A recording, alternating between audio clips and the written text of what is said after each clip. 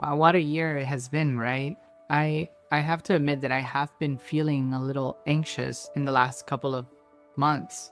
I think it's a mix of the heavy shifts that are happening in the world, the changes in the industry, the uncertainty that we are all feeling to a certain degree, and just plainly being hard on myself for not making enough content, for not creating enough. I think a lot of you can relate to that. Even if you are not content creators, just this guilt that sometimes we put on ourselves as creative people for not making enough, especially outside of work, creating for ourselves as artists and designers. And I've just been reminiscing about all the work that I used to do when I wasn't working full time. Especially when I was in school, I was just going through my old sketchbooks, my portfolios, and just being nostalgic about all the beautiful work I used to create. But I will say that once I landed my dream job at Google, my life became pretty much focused on succeeding in my role and becoming an expert in user experience design. And my creativity was all funneled into making that successful. My professional design work, while extremely impactful, is very distinct to the messy artistic work that I pursued when I was in school. And lately, I've been feeling that creative tank dwindling. I feel like somewhere in that pursuit for excellence in my professional life, I neglected the artistic work and my artistic practice. And now that we are in the holidays, I've had time to sit back and I've been going through all of the comments and all of the honestly love and positive feedback that I hear from you all in this channel. And funny enough, I have this buy me a coffee page, and one of you was so sweet to buy me 3 coffees, and the comment really stuck with me, and it reminded me of something really important that I forgot while I was so focused on my professional work and being so hard on myself about my creative work. And it's that I remembered you. I don't know how I could have forgotten that this community that we have right here is probably my most impactful creation to date. We have built a community of over 25,000 people on YouTube alone. It is truthfully a living project that just turned 3 years old a couple of weeks ago. And for some reason, I've spent so much time hung up on the way I used to make art that I didn't realize that this channel is an artistic piece of work in itself. This connection that we've built is so meaningful and transcendental to a static piece of art that lives in my office. One of the reasons why I think you should consider starting a channel or creating content in 2026 is because YouTube is a very strange experience. You give so much of yourself on YouTube to people that you never really get to meet. But in contrast, the people watching you really get to know you. It's honestly this really weird connection that is grounded on authenticity. And the more authentic you are, the more people connect with you. It's honestly so powerful and meaningful and human. Human to the point where it transcends geographies. I think also starting a YouTube channel or creating content is really powerful because it's honestly almost a meditation on whatever phase of life you're in.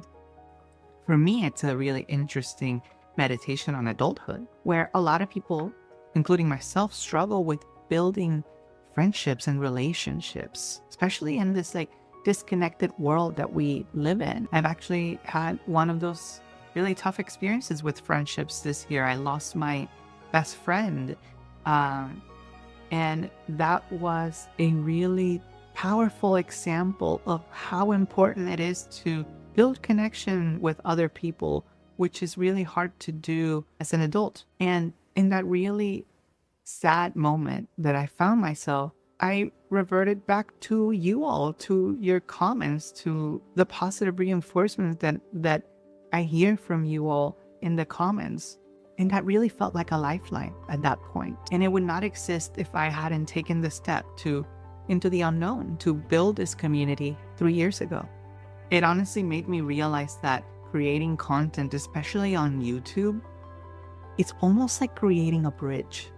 If I had to describe it in a particular way, it would be like throwing a metaphorical fishing hook into the horizon and just seeing what you get, waiting patiently. And in 3 years, I managed to bring back 25,000 of you. How crazy is that? It's insane, it's magical, and it's humbling. And especially on a day like today when we're supposed to be giving thanks, I am grateful. I'm grateful for this, for all of you. Even if I don't respond to all of you in the comments, even if I don't say it, it's truly magical what we've built here. And it gives you an idea of what you could build, what you could create if you started your own YouTube channel in 2026. I wanted to create this video to share my gratitude for all of you and just share my experience, but I also wanted to share it because I think, especially since most of you are designers and creative people, I think there is something really personally transformative about creating content and creating a YouTube channel that is worth exploring in 2026.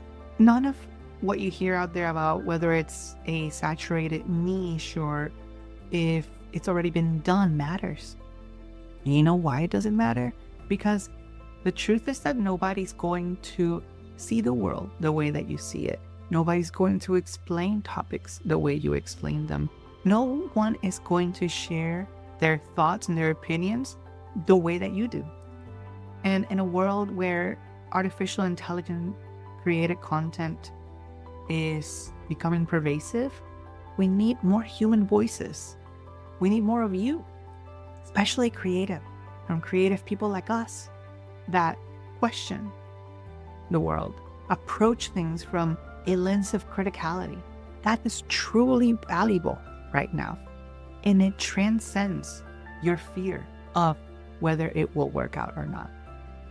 And besides all of the people that you have the potential to touch, influence, is priceless.